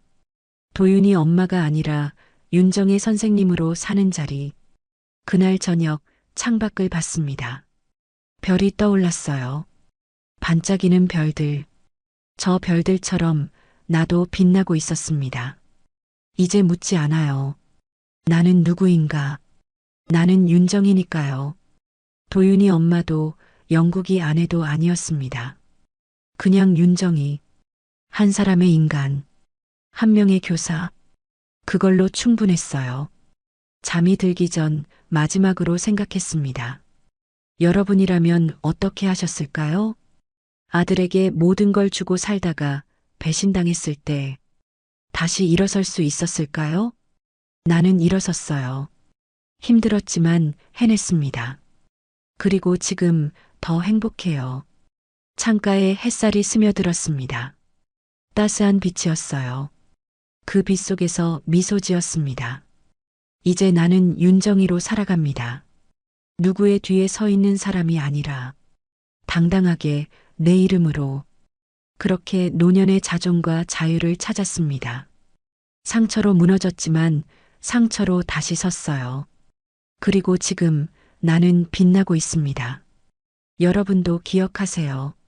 아무리 깊은 상처라도 다시 설 수 있다는 것. 아무리 늦은 나이라도 새로 시작할 수 있다는 것. 그리고 내 이름으로 사는 것이 진정한 자유라는 것을